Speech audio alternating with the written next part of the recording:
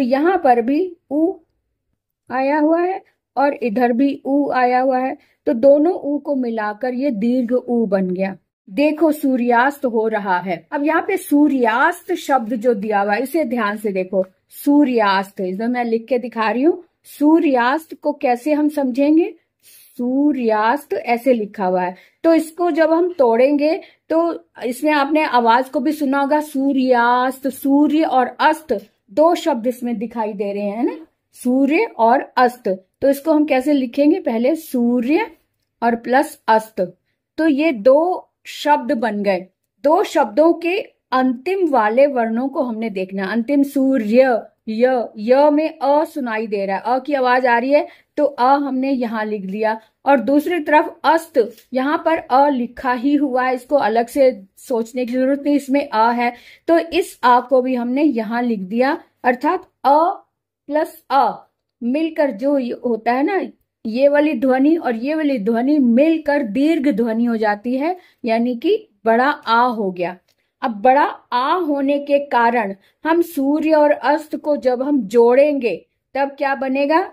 सूर्य, ये है ना सूर्य, सूर्य में से अ हटा लिया था हमने, तो इसका मतलब यहां पर य हल वाला बचा। सूर्य में से हमने अ हटा लिया था तो सूर्य बचा, और इधर वाला अस्त जो है ये भी हमने ले लिया, इस अ को भी ले लिया।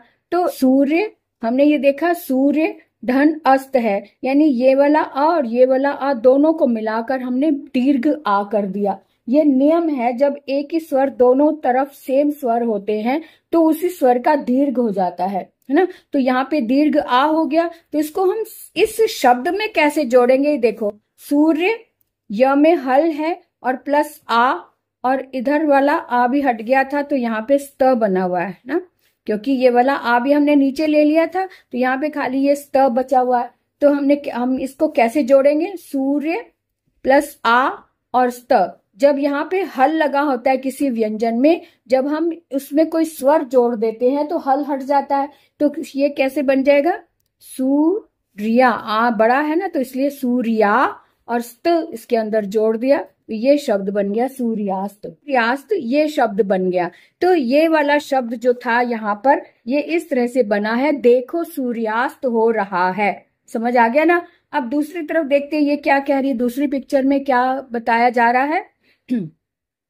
कुछ देर विधुदय होगा और सप्तऋषि भी दिखाई देंगे। अब यहाँ पे विधुदय और सप्तर्षि ये दोनों शब्द ऐसे हैं जिसमें संधि करके, ये दो शब्द हैं, इनको संधि के द्वारा एक शब्द बनाया हुआ है। तो कैसे बना हुआ है ये देख लेते हैं। तो इसको कैसे समझेंगे हम? विधु,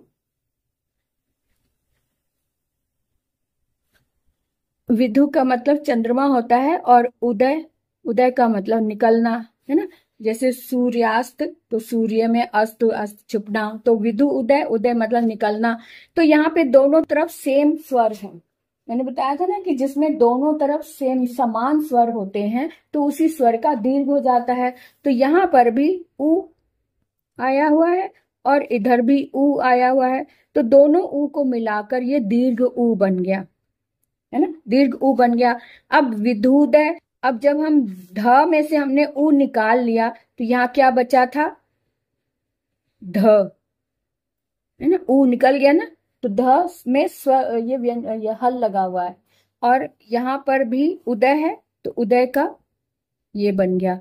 अब ये जो ऊ निकला हुआ है इसको हम कैसे जोड़े? ये देखो, इसका जो हमने ऊ लिया था वो ये है, और इसका ऊ था ये, और दोनों का मिलाकर हमने बड़ा ऊ बना दिया। अब बड़े ऊ को इस शब्द में कैसे जोड़ेंगे ये भी ध्यान से देख लो।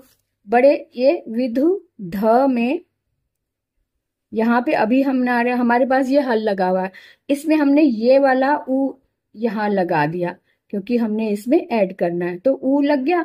और यहाँ पर दय बचा था, क्योंकि इस ऊ को तो हमने यहाँ ले लिया, तो यहाँ पे खाली दय बचा हुआ है ना, दय। तो अब इनको शब्द को जोड़ना है हमको, तो कैसे जोड़ेंगे?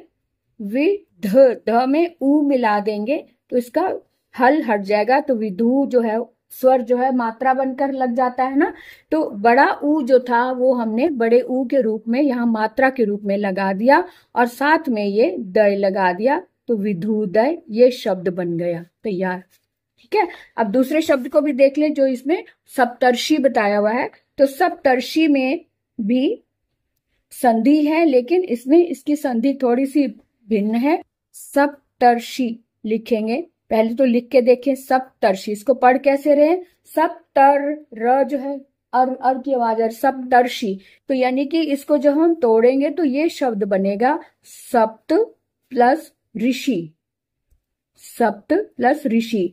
ये जो है ये गुण संधि में आता है। यहाँ पर दोनों तरफ समान स्वर नहीं है, ये ध्यान दो, यहाँ पर दोनों तरफ समान स्वर नहीं है, फिर भी ये लेकिन अक्षर तो है, ये सप्त में अ आया हुआ है और इधर री है, तो दोनों तरफ स्वर है, ये तो पक्का है कि स्वर है। जब दोनों तरफ स्वर होते हैं लेकिन अलग अलग होते हैं तो उनके अलग अलग नियम होते हैं। ऐसे ही एक गुण संधि होती है जिसमें अ के साथ अगर री मिल जाए तो वो अर हो जाता है, ये हमारी संधि का नियम है। इस त में से हमने अ नीचे उतार लिया और इस री को ऋषि को री को हमने ले लिया, तो अ और री मिलकर अर बन जाता है। ये नियम है गुण संधि का, है ना।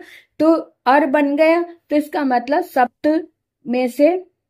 सप्त में हल लग गया और ये वाला अर बीच में लगा दिया हमने अर, और इसका ऋषि का यहाँ पे शी लगा बचा, शी, है ना। तो जब हम इसको जोड़ेंगे तो इस त में ये वाला आ मिल जाएगा, है ना। तो इस त व्यंजन में अ मिल गया तो त पूरा हो गया, हल हट गया, है ना। ये अब र बचा, जो र है ये भी हल वाला है, ये भी हल वाला है, इसका ध्यान रखना है, क्योंकि आधा र जो होता है वो हमेशा किसी आगे अपने आगे वाले व्यंजन के सिर पर लग जाता है ना। तो इसलिए ये आधा र है, इसलिए हम इसको श के ऊपर लगा देंगे इस तरह से। तो ये शब्द बने, इसको जब हम पढ़ेंगे रीड करेंगे तो सप्तर्षि बनाएंगे, सप्तर्षि, है ना। ठीक है ना बेटा। तो अर जो बनता है तो ये अर में र में भी हल लगता है और इसमें जो जिसमें से स्वर निकल गया उसमें भी हल लग गया। अब इसको जब जोड़ेंगे तब ध्यान रखना है, जब स्वर मिल जाएगा तो उसका हल हट जाता है। तो लेकिन र में अ तो मिला नहीं, इसलिए इसका हल नहीं हटा। तो इसको हल जब हटा नहीं तो आधे रा को हम नीचे खड़ा नहीं कर सकते, उसको हम आगे वाले व्यंजन के सिर पर बिठा देते हैं, इसलिए हमने ऋषि के जो शी है इसके सिर पर बिठा दिया, तो सप्तर्षि ये शब्द बना। इतनी बात क्लियर हो गई बेटा? हाँ। ओके, तो अभी तक हमने ये देखा कि ये गुण संधि में आता है। हमने यहाँ पे सैंपल के रूप में हमने देखा कि यहाँ पर जो हमने पढ़ा ये दीर्घ संधि हो गई, ये दीर्घ संधि हो गई, है ना। और ये जो हमने गुण ये लिखा उसमें ये गुण संधि हो गई। दो हमने सैंपल के रूप में देखा। अब हम विस्तार से इसे देखेंगे अगले वीडियो में कि दीर्घ संधि क्या होती है और गुण संधि क्या होती है, इसका विस्तृत रूप देखेंगे। तब तक के लिए हम विराम लेते हैं। Bye bye.